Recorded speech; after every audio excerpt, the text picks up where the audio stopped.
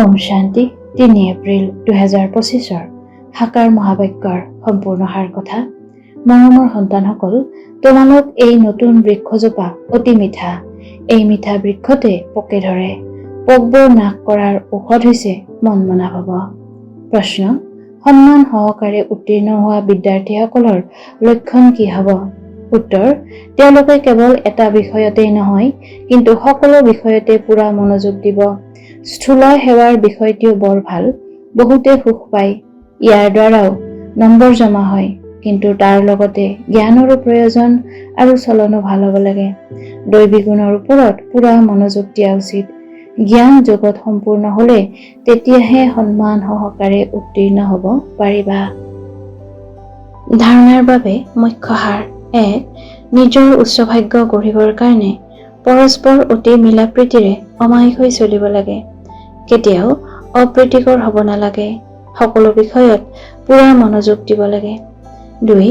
সদ্গতিৰ কাৰণে পিতাৰ যি শ্ৰেষ্ঠ মত পাইছা, সেইমতে চলিব লাগে আৰু সকলোকে শ্ৰেষ্ঠ মতহে শুনাব লাগে। স্বৰ্গলৈ যোৱাৰ মাৰ্গদৰ্শন কৰিব লাগে।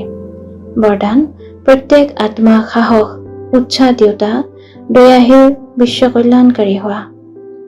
কেতিয়াও ব্ৰাহ্মণ পৰিয়ালত কোনো দুৰ্বল আত্মাক তুমি দুৰ্বল এনেকৈ ক'ব নালাগে। তোমালোক দয়াশীল, বিশ্ব কল্যাণকাৰী সন্তানৰ মুখেৰে সদায় প্ৰত্যেক আত্মাৰ প্ৰতি শুভ বাণী উচ্চাৰিত হ'ব লাগে। নিৰাশ কৰা বাণী নহয়। কোনোবা যিমানেই দুৰ্বল নহওক, তেওঁক ইংগিত বা শিক্ষা দিবলগীয়া হ'লেও প্ৰথমে সমৰ্থ কৰি তুলি তাৰ পাছত শিক্ষা দিয়া।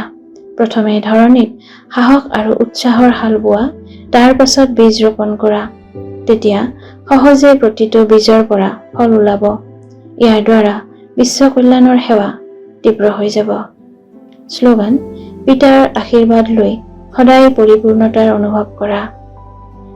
সংযুক্ত ৰূপৰ স্মৃতিৰে সদায় বিজয়ী হ'বলৈ আজিৰ অব্যক্ত সংকেত। সদায় প্ৰতিটো কৰ্ম কৰি থাকিও নিজক কৰ্মযোগী আত্মা বুলি অনুভৱ কৰা। যিকোনো কৰ্ম কৰি থাকিও স্মৃতি পাহৰিব নোৱাৰা। কৰ্ম আৰু যোগ দুয়োটা সংযুক্ত হৈ যাওক। যেনেকৈ কোনো যুক্ত হৈ থকা বস্তুক পৃথক কৰিব নোৱাৰি, তেনেকৈ কৰ্মযোগী হোৱা। ওম শান্তি।